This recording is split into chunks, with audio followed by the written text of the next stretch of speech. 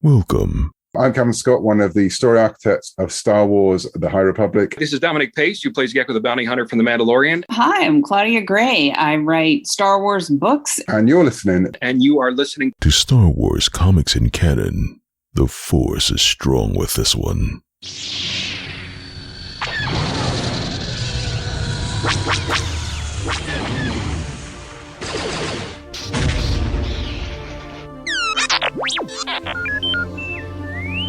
Hello there and welcome to Star Wars Comics in Canon, your guide to the wider Star Wars canon through the comic book lens. And to take you on this journey, I'm your host, Mike Burton.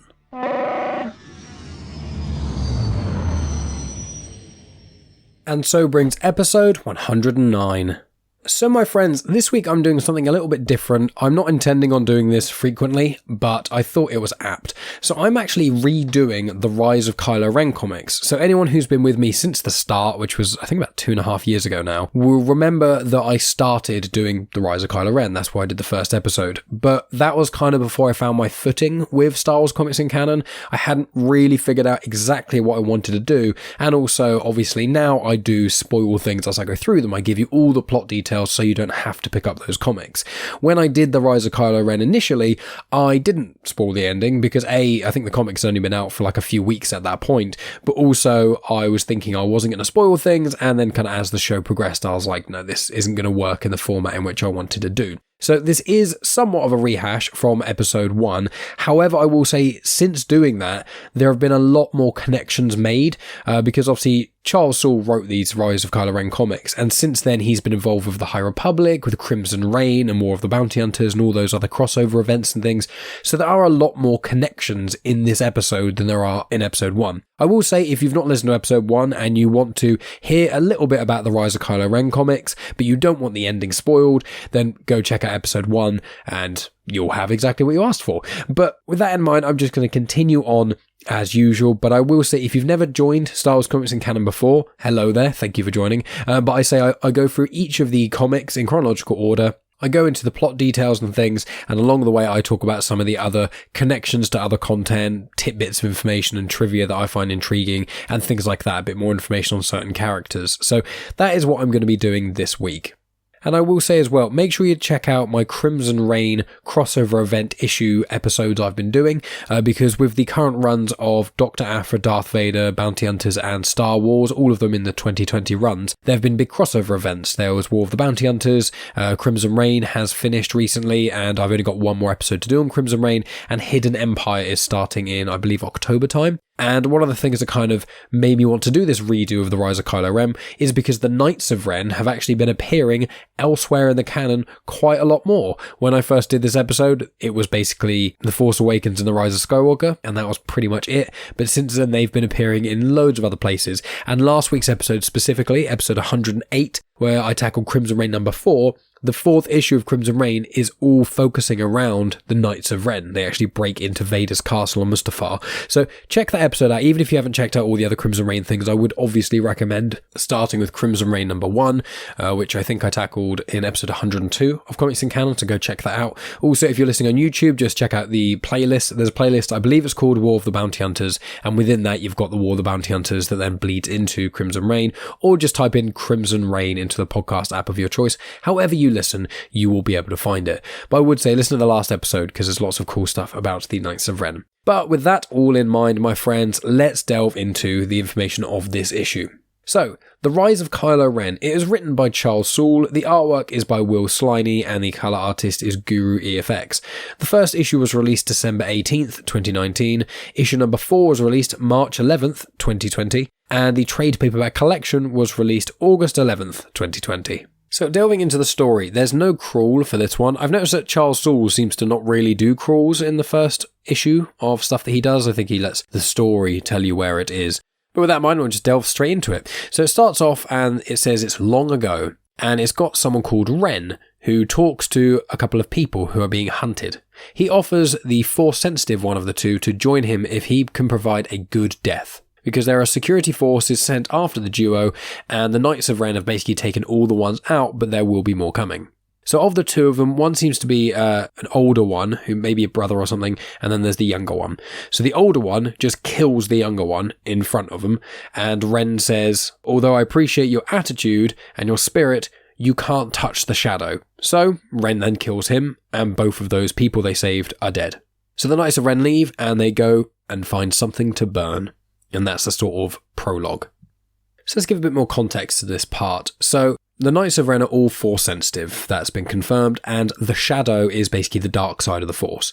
Now, the leader of the Knights of Ren is someone called Ren. He is a human who wears this grey mask with like a red marking on the front of it, but the Ren is the name of their lightsaber. So they worship this lightsaber, it's a red lightsaber, unsurprisingly, and the leader of the Knights of Ren has to kill the prior leader of the Knights of Ren, and then they take up the name Ren, as a nod to this lightsaber that they worship. We don't know how long the lightsaber's been about. I suspect that in the High Republic, the Knights of Ren are going to pop up again, because it's been mentioned in Crimson Reign and a few other places that the Knights of Ren have been around for centuries, in different iterations of them, but they have been a thing for centuries. And they used to be galaxy feared. They used to be, widely terrifying, but as it's gone on, people are just less and less scared of them, especially with the rise of the Sith and the Empire and things. People just aren't scared of them because Darth Vader is just way more powerful and more scary than any of them. So going forward, when I mention Ren, I'm going to be referring to the person Ren, the human with the mask on and things, because the lightsaber, I'm probably not going to mention it much again, apart from when I specifically say Ren's lightsaber, just to make it easier, just to stop confusion. But Ren himself, he is topless for almost all the time. He's got his helmet on, and then he also has, some normal trousers or pants for American listeners. But Ren's chest is covered in burns and scars. However, in Crimson Reign, his chest is seemingly unscathed. Now, Crimson Reign is set between Empire Strikes Back and Return of the Jedi, so it's around 3 to 4 years after the Battle of Yavin, so 3-4 ABY. The Rise of Kylo Ren comics, this is set when the flashback happens of The Last Jedi, when Luke stands over Kylo when he's sleeping, ignites his lightsaber, and then Kylo brings down the hut. That's obviously when Kylo calls himself Ben, which we will get into shortly. But that sort of time, I think, is around 5 years before The Force Awakens. I think they haven't explicitly confirmed when that actually occurs, but I think it's about 5 years. So The Force Awakens takes place 34 years after the Battle of Yavin, so 5 years before that is about 29 years before the Battle of Yavin. So the events of Crimson Reign and the events of the Rise of Kylo Ren comic, they are approximately 20 to 25 years apart. That's seemingly how much it is, approximately. So at some point, I imagine maybe there's going to be a Knights of Ren miniseries or something set, but once we kind of get to the end of Hidden Empire, which obviously is the sequel to Crimson Reign, I imagine maybe in that, Ren is going to face off against Vader again, and then maybe he's going to get heavily burned. I suspect that Vader's the reason he gets burned. That's purely just me guessing. I don't know any other information about the Knights of Ren or anything about Hidden Empire, but that's what I would presume, or maybe he gets electrocuted by Palpatine or something like that, I don't know. But it would be interesting to see what the Knights of Ren kind of get up to. I wouldn't be surprised if there's either a mini-series or an ongoing series on the Knights of Ren once we see them go back further, once we see them in the High Republic era, which obviously all the members of the Knights of Ren at the moment wouldn't be alive then because they all seem to be humanoid and most humanoids seem to live around 100-ish. It does depend when you scale up, when you get things like Wookiees, and there's, I think, the Grand species, they also live for hundreds of years, and obviously you get other people like Yoda and Quirmians, which is what Yarael Proof is. You've also got Maz Kanata, so there are obviously exceptions to the rule, but the general rule of thumb is about 100 years for most people. So the Knights of Ren seem to change, obviously certain members of the Knights of Ren die as well, but I am very intrigued to see how far back it goes of the Knights of Ren, and where they kind of stemmed from, where the lightsaber came from, why the name Ren, those sorts of things. But the last thing I'll say about this sort of prologue and a bit more background information on the Knights of Ren is that the name of the members of the Knights of Ren. So there's normally 6 knights, and then there's also the leader, Ren. So the 6 members at the time of this sequel trilogy, I believe at the time of The Force Awakens, are Cardo, Vikrul, Ushar, Trudgen, Kuruk, and Aplek. Now, Cardo and Vikrul are in the Crimson Reign comics, but the other 4 are not, so I'm sure we'll get to see at some point how the transition happened there. So that's Knights of Ren stuff, so now we move on to the rest of the story. So it shows now, and now it's showing Ben Solo standing facing Luke's temple, which is on fire. It's burning, and he's holding his blue lightsaber, which is ignited. Now, we know that Luke's temple is on a planet called Ossus. You get to see it in, obviously, The Last Jedi, you see it in The Force Awakens very briefly in like a vision, and you also got to see it in the Book of Boba Fett when there's those sort of Mandalorian-centric episodes. But the reason we know it's on Ossus is because in the book by Adam Christopher, Shadow of the Sith, which I did do a little book review of a few weeks back, that's when you find out a bit of information about it. Now, Ossus has got history in canon and in Legends. Basically, both of them say that there's a really, really old Jedi temple there, and both of them say also there was like an old library of some sort back then. It's just one of those really old sites. So with Ben Solo standing there staring at this temple, you then see in the background a ship flies nearby, and there are 3 students who fly to the temple. These 3 students are Hennix, Vo, and Ty. Hennix is a Quarren, Vo is a human female, and Ty is a human male who is bold. Now, Hennix, the Quarren you'll have seen in lots of other Star Wars content. They're in, I think, the original trilogy, they're in Mandalorian, Book of Boba Fett. They are basically squid-faced people. They're from the planet Mon Cala. They share the planet with the Mon Calamari. The Mon Calamari is Akbar's species, Admiral Akbar, and the Quarren are basically just a squid-ish version in a way. You'll see them in lots of places. But they're the 3 Padawans that you see land, and they see what's happened to the temple. So they go up to Ben and they ask what's happened, and Ben says, well, Luke tried killing me in my sleep, so he's killed Luke, and then tells the trio to leave. Obviously, the trio are in complete disbelief about this. They highly doubt that Ben killed Luke, but also they suspect that Luke didn't just ignite his lightsaber and try to kill him in his sleep, even though we obviously know that is exactly what happened. Ben is obviously clearly frustrated by this. He's just had a very tumultuous time of it, and he's telling the 3 of them to leave. He's stronger than all 3 of them put together, so he just wants to leave and go figure himself out. Hennix and Vo then draw their lightsabers, and Ben notes that they're all afraid of him. But he says, I don't want to be forced to fight you. If you force me to fight you, I can't be held responsible for what happens.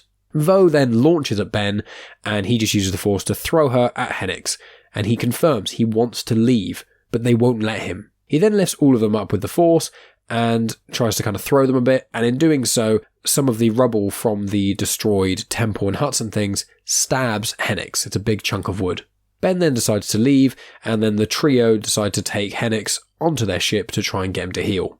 Ben Solo gets onto his ship and then flies away, but the trio pursue him. Ben then outmaneuvers them, flies his ship, and then manages to shoot their ship, disables it, and then flies away. So the trio ship is obviously disabled, and they note that if Ben missed his shot by even a meter or so, they would have died. So obviously Ben very specifically was trying to disable their ship and not kill them. Ben, while flying away, then thinks about what just happened, and you get to see what happened slightly before Ben was standing there looking at the temple burning. So Ben hears some sort of voice, and he thinks of the clash with Luke from Last Jedi, which obviously we get to see. He leaves the hut after collapsing it in onto Luke, and then he stares at the temple, and this storm seems to destroy it, this storm of lightning and things. Now, in this comic, it seems that the destruction of the temple is somewhat ambiguous, but it's confirmed in later on, I think in issue 4, but also in other content, that it was Ben who did it in anger. He just let out this massive amount of rage, and in doing so, it let out a lightning storm, which then destroyed the temple. So although he didn't explicitly choose to do it, he is still the cause of the temple being destroyed, and whoever was potentially in there clearly died from it. So Ben, after pondering that and things, he tries to work out where to go from here. Meanwhile, the trio want to pursue Ben. Hennix notes that Ben's droid on his ship gives out a signal, so they use that to track him. They then talk about how else they can try and help. Maybe they could contact Leia or something, but then they decide, it's probably not best to tell Ben's mum that he's killed his uncle. So they decide not to do that. So Ben then decides to visit Snoke, and it goes elsewhere. And it doesn't explicitly say where this is, but I've looked online after I had some thoughts about this, and it seems to be correct. So the place that Ben has actually met Snoke is in a Maxine station. Now, if you're a reader of the High Republic, specifically Claudia Gray's book, Into the Dark, that's actually where a lot of it is set. That's where the Drengir came from. Now, if you want to hear a little bit more information about the Drengir and about a Maxine station and the book Into the Dark, I released a book review for that in October of 2021, so you can check that out. Obviously, in YouTube playlists, there's book review playlists, there's a High Republic playlist, or you can just type in Into the Dark book review. Anywhere you listen to podcasts, you will find that. As I said, October 2021. But it's really interesting because when I read this for the first time, it was when the High Republic was only just kicking off. So obviously, Charles Soule knew about this. He knew exactly what he was doing, and it's another reason why I wanted to do this redo, because there are so many little connections to other content that's really, really interesting.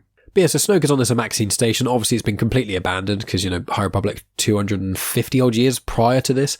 And when Ben visits Snoke there, he thinks he's killed Luke Skywalker. Snoke is unsure about that, and Ben is just frustrated about everything, and then he asks Snoke about the Knights of Ren. And that is where issue number 1 ends. So, let's move on to issue number 2. So, Snoke and Ben are talking, and Ben notes that he hates his name. He never met Obi-Wan, and also he says that the name Solo is a lie. It's not even Solo's actual surname, he just kind of got it. Then Snoke receives a communication from Brendol Hux. It goes to his droid and he tells his droid, no, not right now, I'm in the middle of something, tell Brendol I'll contact him back. And Ben is like, well, who is that? And Snoke's like, look, don't worry about it, I've got other friends aside from you. But anyway, you need to find a new name for yourself if the Knights of Ren are going to take you seriously, because you can't just be Ben Solo Jedi. Now, before I delve further into that, I just want to say Brendol Hux. So obviously yourselves would probably recognise the name Hux, because that is General Hux from the sequel trilogy. Let's try and ignore the fact that his character got ruined in The Rise of Skywalker, but his first name is Armitage, but his dad is Brendol Hux. Now, Brendol Hux and young Armitage are actually featuring in the Aftermath trilogy of books by Chuck Wendig.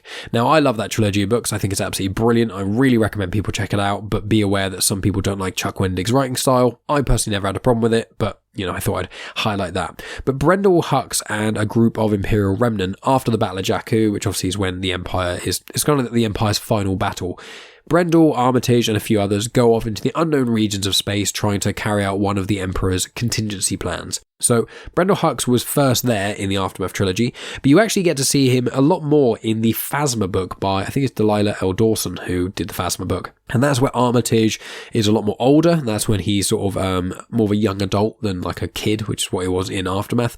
And Brendol Hux was in charge of the First Order's like brainwashing programs where they abduct children and make them indoctrinated into the First Order, that sort of thing. But Armitage actually conspired with Phasma to kill Brendol Hux, and when they did that, I believe it was like not traced back to them, it was some sort of poison or something like that, and in doing so then Armitage basically rose to the rank that Brendol was. So obviously at this point Brendol is still alive, so Phasma hasn't really got involved in the First Order quite yet at this point. But I just always find that I like telling people that General Hux's first name is Armitage. I find that quite entertaining, but also that a lot of people don't know much about Brendol Hux, which obviously is Armitage's dad. But back to the story. So after Snoke tells Ben he needs to find a new name, Ben does note that he thought of a name from when he was a kid, but is a bit unsure about it. Snoke says, look, when you're a kid, you don't have to worry about all these other things. You're kind of pure, untainted. Keep that name. Think about it. Stick to it. But he does also note that there is a price to join the Knights of Ren. Ben doesn't really want to hear about this, and he doesn't care, so he just says, fine, where are the Knights of Ren? And Snoke says that Ben must find them himself, but a good place to start would probably be where he first met them. And you may be asking, well, where did he first met them? Well, have no fear, that's where the story goes. So, the next panels show that years earlier, you've got Luke Skywalker, Lor San Tekka, and a young Ben Solo go to a Jedi temple on Elphrona. So Elphrona, or Elphrona, Elphrona, that is a place that is in the High Republic, another connection. It's mentioned in Light of the Jedi, I believe at the start that's where Bel Zettifar and Loda Greatstorm are, but it's also in Star Wars number 25, written by Charles Soule. That's Kylo Ren's got a story there, so if you've read that, there's a little nudge to it there, but it's not really in the canon a huge amount aside from that, but I suspect it's going to be in the High Republic a bit more. But also Lor San Tekka. Lor San Tekka is the old gentleman at the start of The Force Awakens. He also features fairly heavily in the later issues of the Poe Dameron comics, also written by Charles Soule, and also the San Tekka clan are actually in the High Republic once again, because the San Tekka clan, along with the Graf family, are two of the major families responsible for hyperspace lanes. So they were some of the hyperspace prospectors, I think they're called. So when the Republic was expanding and things, obviously hyperspace lanes are in essence, obviously you think about it like a motorway or a highway and things like that in sort of the modern world. Well, obviously someone has to create that lane. Someone has to go there, cut through or build upon fields or go through hills or whatever.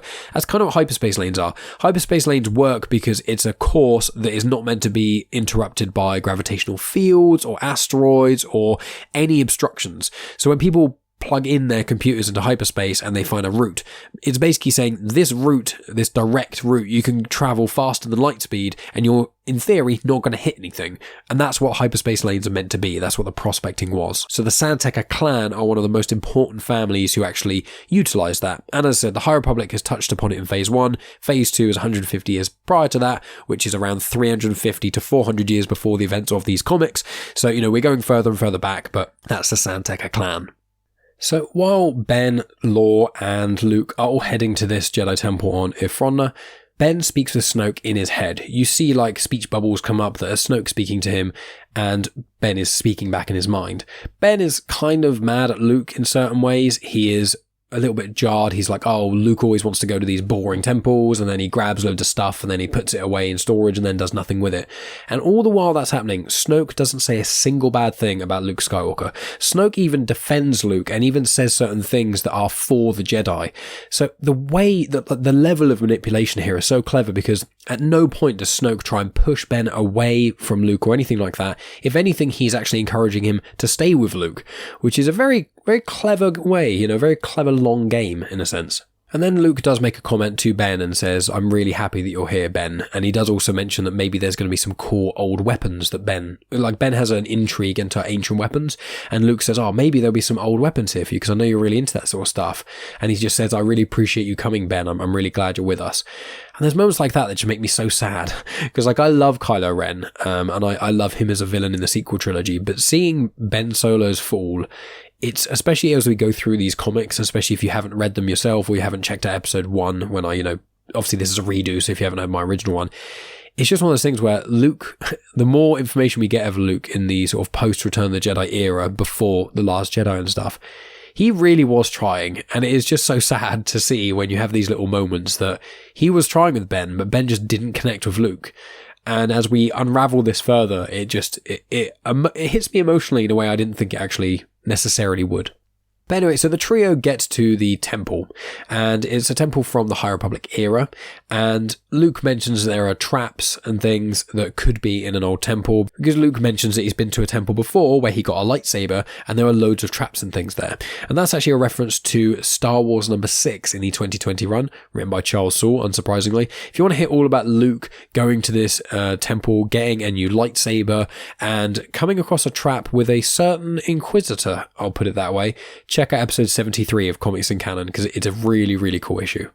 So they get inside this temple and there's just tons of artifacts everywhere. There's holocrons, there's a lightsaber rifle, which is actually Jocasta Nu uses a lightsaber rifle in the Darth Vader 2017 run in issues 9 and 10. I tackled that in episode 66 of Star Wars Comics and Canon. That's also written by Charles Soule, unsurprisingly. And in amidst this, Luke also mentions that this might be the biggest find he's ever had since Jocasta Nu's cache. It might even be bigger than Jocasta Nu's cache, which once again is in the Darth Vader issues 9 and 10, which I tackled in that episode 66. So while they're in there looking around and things, Ben and Luke then sense cold. Then the Knights of Ren show up. Ren's chest is burnt at this point, and it wasn't obviously like that in Crimson Reign, so we go back even further again. This is when Ben seemed to be about 12, I think, the vibe I get. I think Kylo Ren at the point of the sequel trilogy, he's about 30. So I think he fell to the dark side around the age of 25-ish. So I think at this point in the flashback, he is around 12. So 12 to 15 maybe. So this is probably about 15 years. So I think this is about halfway between Return of the Jedi and The Force Awakens at this point. And that is when Ren, the leader of Knights of Ren, his chest is burnt. So we're slowly going back. So we are narrowing down when Ren got these burns, but that's not going to be answered in this episode, I'm afraid. I still want to know that information myself. But Luke Skywalker senses the dark in them, and he tells them all to leave because the stuff is his. He's the last Jedi. It's all Jedi artifacts. They don't deserve it, so they need to leave. Obviously, they don't leave, which is unsurprising, and Luke tells Ben to protect Lor Santeca. Luke then fights 6 of the Knights of Ren all at once, very, very easily. He dodges every blow, uses the Force to push some of them out of the way, he disarms a lot of them, he hurts a couple of them, but not like actual proper wounds or anything. No, nothing serious, nothing that would be fatal. And he uses the Force to lift up some of their weapons into the air, close his fist, and they all just shatter. So they are all pretty much useless. Ren then ignites his lightsaber, the Ren, and then he activates a kill switch on it, and he warns that it will blow up if it leaves his hand.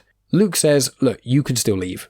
Ren thinks about it and then decides that he will leave, because clearly Luke is incredibly strong and they are basically outmatched. But earlier when Luke says he senses the dark side in all the Knights of Ren, Ren agrees with him at this point. He says, yes, you did sense the dark side here, but actually your young friend there has got the dark side in him too. I'm sure you can probably feel it. And Ren says to Ben, look, you can join us. If you want something a little bit different, if you want to explore the shadow a bit more, if you want something a little bit different to what this guy's offering you, contact us. And he leaves his helmet on the floor and then leaves with the rest of the Knights of Ren. So it cuts back to present day, and you've got Ben who enters this temple. Everything, all the artifacts and stuff have been, taken by Luke and that sort of thing with Lord San Tekka and etc.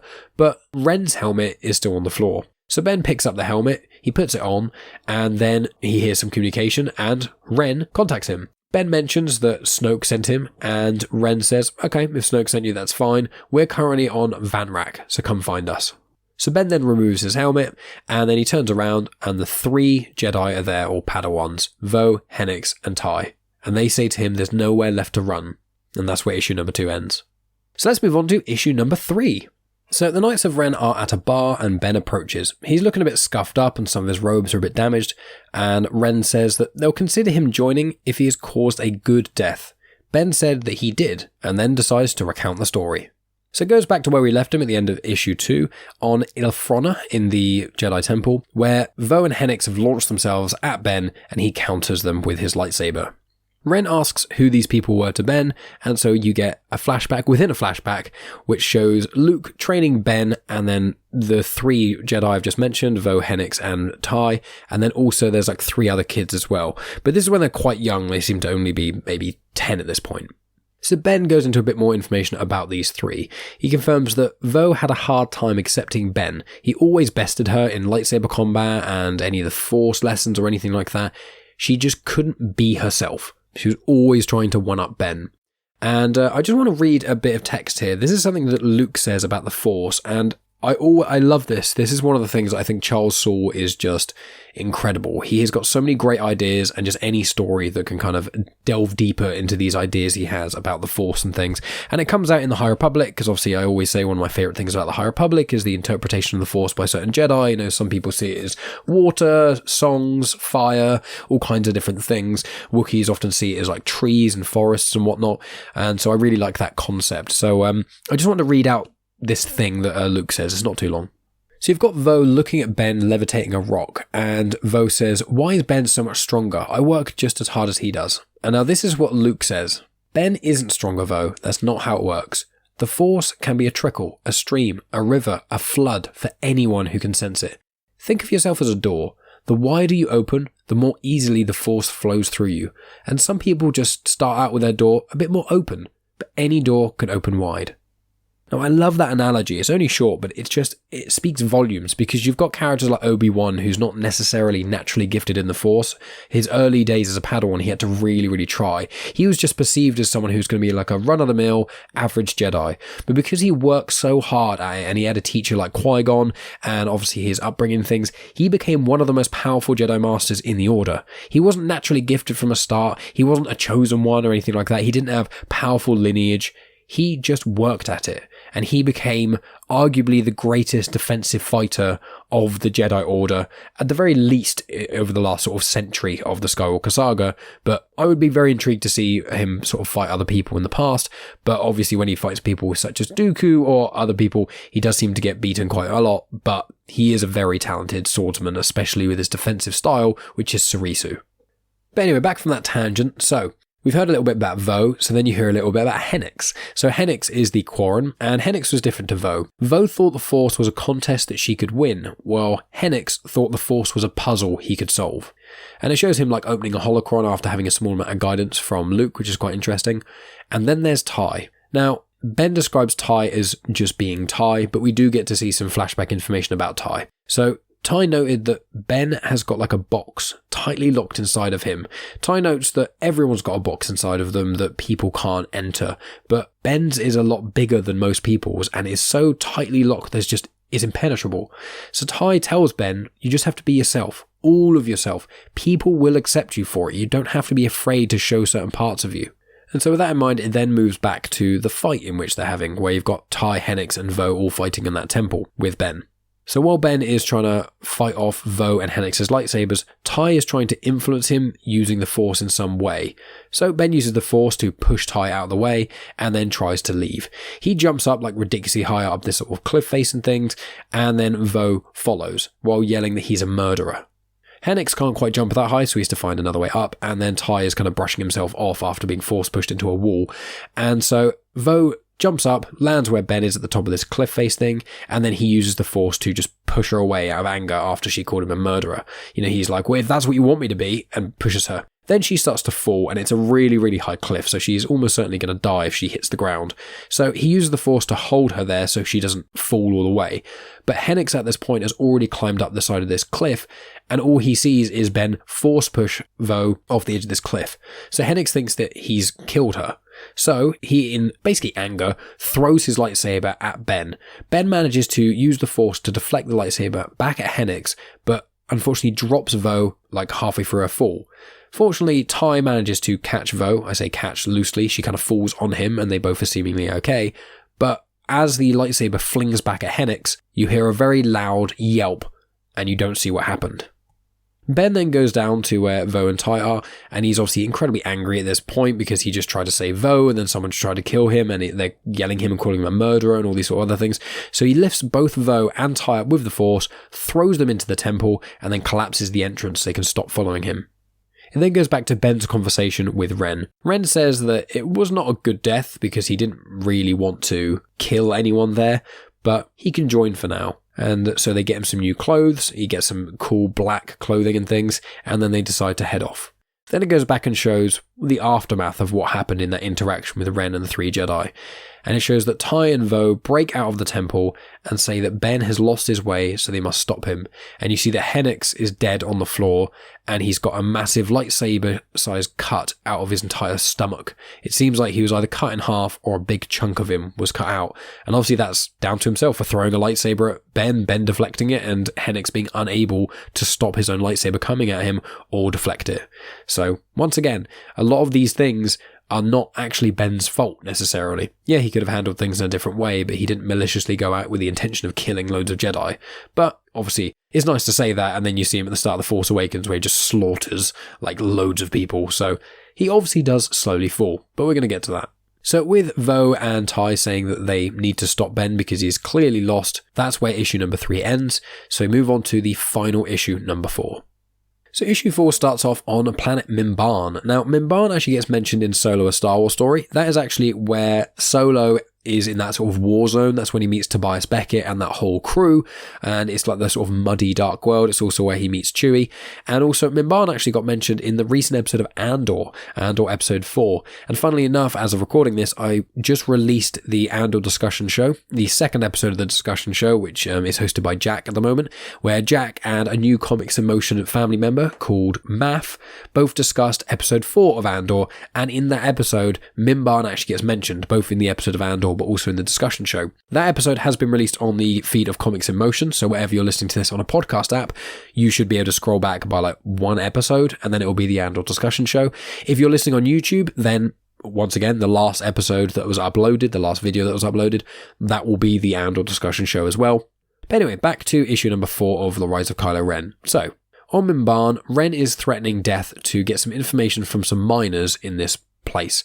Ben says that you don't need to kill them and he can get the information from them. He uses a variation of the Jedi mind trick that Snoke actually taught him. He's never used it before, but he uses it successfully. He kind of inserts himself into their mind and pulls out the information that they need. You get to see him do it to Poe Dameron in The Force Awakens, and he does do it in other places. He tries to do it on Rey and things, and he gets the information requested. He tells Knights of Ren that the artifact they're looking for is like 3 doors down behind this sort of red door or something, and says, we can go get it now. Ren says, wow, you are really helpful. That's brilliant. Thanks. Snoke was maybe right about you.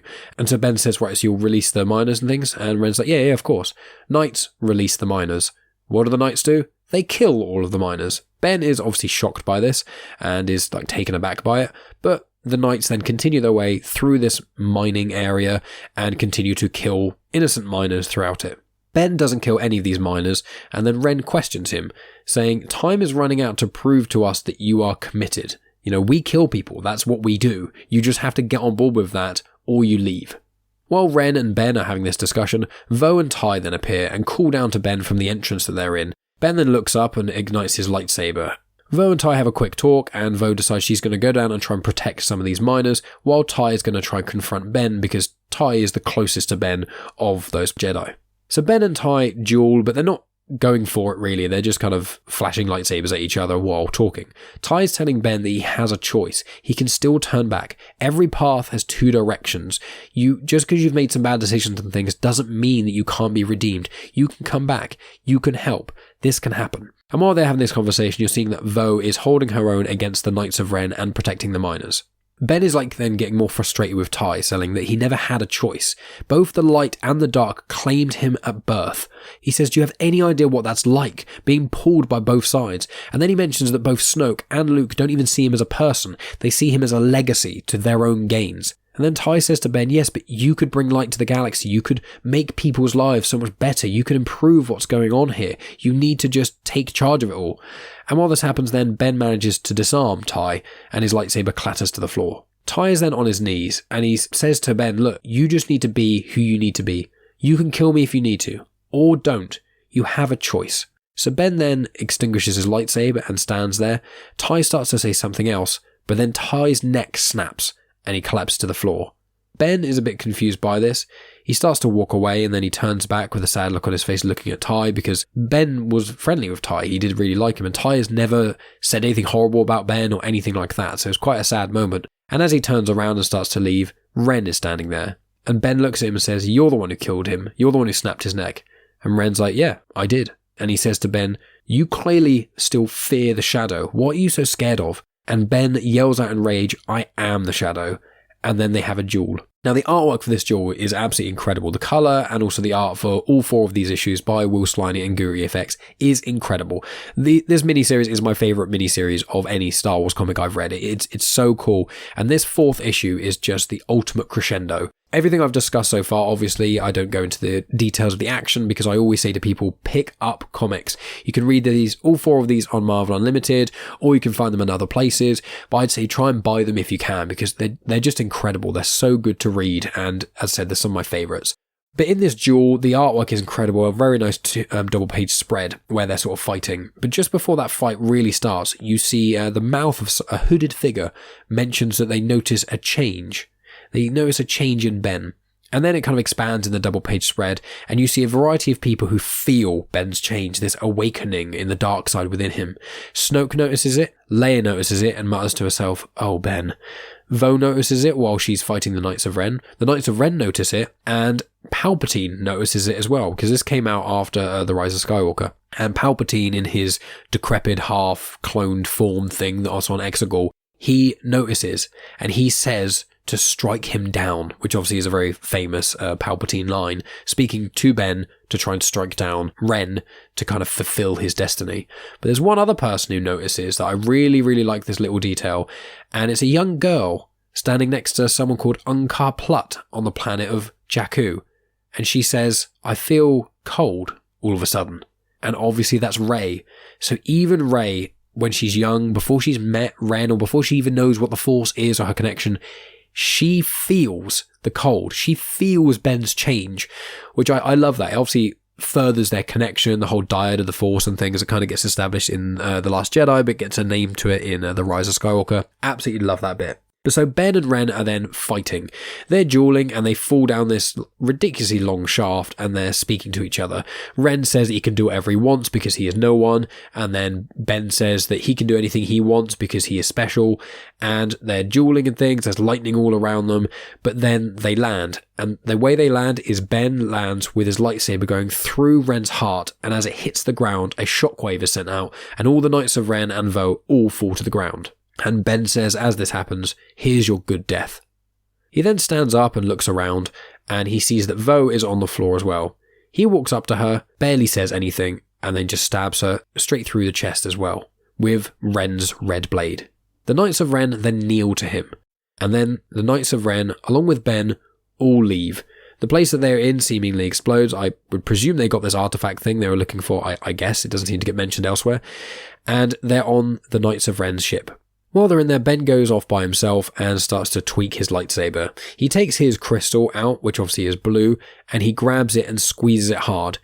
He squeezes it so hard and his eyes are going red and orange and things, and he's like screaming out, and there's red lightning shooting out of him, and the whole ship is getting taken over by this red lightning, and the Knights of Ren are getting covered by this as well, and they're sort of looking a little bit concerned. And Ben thinks about his family and his friends and things, and he's squeezing this crystal harder and harder, and then the crystal breaks and splits. He opens up his palm, and the crystal is cracked, but it is now red. His hand is completely dripping with blood because obviously he squeezed the crystal so hard, and he's just holding it here, this now crimson cracked crystal, while the blood is just dripping off his hand onto the floor. And he picks up this crystal, he puts it in his old lightsaber, and he ignites it. It crackles to life and light shoots out of it and things, but it seems to overheat. He turns it off, he adjusts it in things and adds a couple of sides, the cross guards. The lightsaber turns on. It doesn't seem to overheat. It's got the iconic crossguard that he has. And then the last thing, the last bit of dialogue that you hear in this issue is someone say to him, "What is your name?" And that is where the comic ends. Now we'll add here that what he basically did was he bled his lightsaber crystal. It's one of my favourite things about the new canon, and while also being something that I really liked the way they did it in Legends as well. So in Legends, you've got the Sith, and what they basically did is they created their own lightsaber crystals. They create a synthetic kyber crystal. And when you create a synthetic kyber crystal in Legends, that's why they become red, which I think is a really good reason, and it makes a lot of sense in Legends and things, and I quite like that explanation. However, what Charles Soule did in his 2017 run of Vader comics, and he does it, I believe, I think it's issue 6 of the 2017 run of Vader comics. And I think I tackled that around episode 62 or 64, around that part. If you're on YouTube, you can check out the Darth Vader playlist. And if you're listening on a podcast app, just type in Comics in Motion, Darth Vader, and then you'll see whatever episode I called it. It would be the first volume of Darth Vader comics, issues 1 to 6. And in that, I think in the title I might even put Vader bleeds his lightsaber crystal. You get to see Vader do it, and it's an incredible scene. I really recommend people pick up those comics just so you can see the artwork is amazing.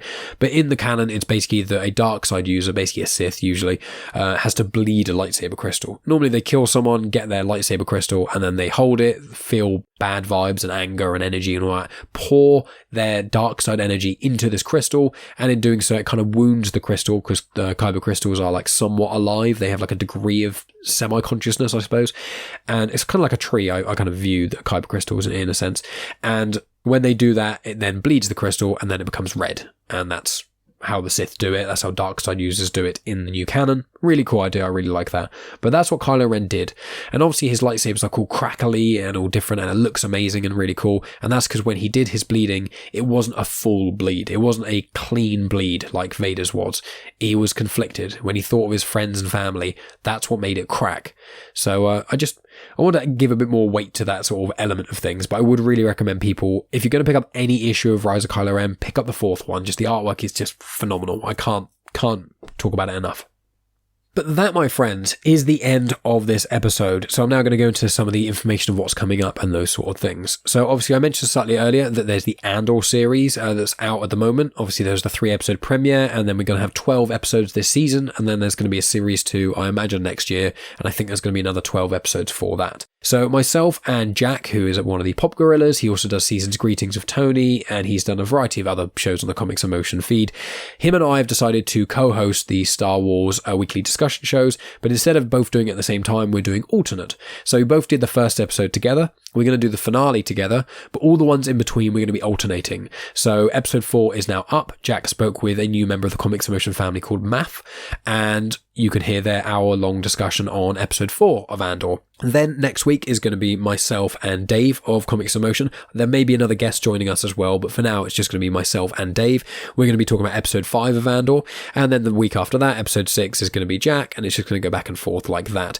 So obviously make sure you subscribe to Comics in Motion, and then you get to hear those. Or if you're listening on YouTube, just stay subscribed to my YouTube channel, and then you will get to hear our discussions on the Andor shows. Some of them are going to have video, some of them not, just because certain individuals don't necessarily want to have video of themselves online, which is completely fine.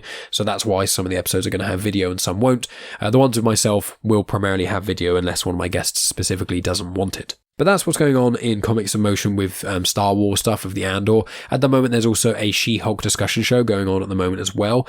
And I think the day after this episode releases, this Rise of Kylo Ren episode releases, there'll be myself and Megan talking with Tonya and Dan about She-Hulk episode 7, I believe it is. So very excited to talk about that. We're actually recording that tonight as of this recording for you. So if you want to hear more from me, you can hear me on the Andor discussion shows. You can hear Jack on the Andor discussion shows. You can hear myself and Megan give our thoughts on She-Hulk as well. There's loads of other cool things on the Comics in Motion feed. And the She-Hulk episodes will not be uploaded to my YouTube channel, so you will have to go to Comics in Motion, the podcast app of your choice. You can do it on Spotify or wherever, and you can listen to that episode there. In addition to that, what else is going on? Well, I'm thinking that next week is probably going to be the final batch of the Crimson Reign crossover comics. So that'll be Crimson Reign number 5, as well as the, connected issues of Dr. Aphra, Darth Vader, Bounty Hunters, and Star Wars. Then the week after that, I think I'm going to do the Obi-Wan Kenobi miniseries comics. So there's 5 of those, so I'm excited to tackle those. Then I imagine what I'm going to be doing is kind of like every other week, I'm going to continue to make us caught up with the ongoing comic runs. So there's about 3 issues between, like Crimson Reign is finished, and then the next thing is going to be Hidden Empire. And there's about 3 issues of Bounty Hunters, Star Wars, Darth Vader, and Dr. Aphra between the end of Crimson Reign and the start of Hidden Empire. There might be 4 issues. I'll have to see next month once we actually get once I get Hidden Empire, I'll actually have a better idea. But there's going to be about 3 issues of in-between episodes. So what I'm going to do there, instead of doing 3 episodes where it's just like 1 each, I'm going to make it a bit more concise and a bit more connected. So what I'm probably going to do is do Aphra and Vader or something, and they're 3 issues each in 1 episode. So I'll be tackling 6 issues, and then a week or 2 later, I'll then do the same with Star Wars and with Bounty Hunters. So I'm just going to see when the final issues of those release before Hidden Empire, and then I'll kind of go from there, and then we can kind of have those connected issues before we delve into Hidden Empire. And then obviously Hidden Empire will be the thing taking over. I'll be doing that once a month until it ends. So it starts in October time. I imagine it will run for 5 issues, much like War of the Bounty Hunters and Crimson Reign did. So that will keep us happy till the end of the year, if not really the start of next year. In addition to that, there's some IDW publishing comics. So there's Clone Wars Battle Tales I keep promising to do. There's the Tales of Vader's Castle, but it's the 3rd volume of those, which is the Ghosts of Vader's Castle. So I'll aim to get that out around Halloween. There's also going to be Tales of the Rancor Pit, which is another Cavan Scott anthology horror series. So that'll be around Halloween as well. In addition to that, I am still reading Midnight Horizon, so I am going to try and get that review out very, very soon, because the next wave of the phase 2 of the High Republic stuff is starting to come out, and obviously I want to try and get on that, but I need to make sure I finish the Midnight Horizon review before I dove into those things. In addition to that, there is another mini-series that's been starting. There's something called Star Wars Revelations, which is like a one-off comic that's going to be interesting to tackle. There's also Star Wars 25, which is going to be interesting to tackle, because I've read that, and that's 4 sort of short-ish stories as a kind of celebration of Star Wars, because I think it's Charles Soule's like 100th comic release under the Star Wars banner. So there's those things that are coming out. There's also a Yoda miniseries that is starting quite soon, but obviously with all miniseries, there's 1 issue a month, and then if a miniseries is 4, 5, or 6 issues, then I can't really tackle that until it's finished. So Yoda probably won't be tackled until sort of early 2023. Then there's also another miniseries coming out, which I can't remember for the life of me what it is, so I'll have to figure that out. But then there's also the High Republic comics coming out. I know there's a couple of one-shots within that. I think Quest of the Jedi is one of those, so I'll be tackling that at some point, as well as giving an overview of Phase 2 of the High Republic, once I've also read some of those books as well. So that's generally what you could expect going forward, is some more High Republic stuff as we go into full swing, some in-between issues before Hidden Empire starts, Hidden Empire, and then a few miniseries as they pop up, and obviously the Han Solo and Chewbacca miniseries. I think that's finishing at the end of 2022, if not the very start of 2023, so I'll tackle Volume 2 of that at the start of 2023 as well. In addition to that, my friends, please make sure you subscribe on YouTube if you haven't already. It really helps the show out. Make sure you share on social media with all your friends. You tell people about Star Wars, comics in canon, because obviously you never have to have read a single Star Wars comic in your life. So if you know any Star Wars fans, please send them my way, either on YouTube or in the podcast app. Obviously, listen to all the amazing shows on the Comics in Motion feed. And if you want to support me as a content creator, go over to patreon.com/genuine Chit-Chat. For as little as £1 a month, you get access to loads and loads of hours of additional content. Myself and Megan do afterthoughts on there. I release exclusive Star Wars book reviews on there, mainly Legends stuff that I'm getting through. I'm going to release the Darth Bane book 3 over the coming weeks as well. I need to record it and then I'll be releasing that. And you just get a better insight into what I'm up to. You get to hear myself and Megan talk, and Megan give me a lot of rubbish for stuff. It's quite fun. A lot of people really like the banter that we have between us. So we've got a few of those. I've got hundreds of afterthoughts there. So hours and hours of additional content, and it's only £1 a month to get access to all of those audio things. You get access to the exclusive feed as well as loads of other cool stuff. So please consider checking that out. But that's going to be enough from me, my friends. Thank you so much for listening. As always, I appreciate each and every one of you listening. Make sure you check out the Andor show. I'll talk to you next week. And as always, may the Force be with you.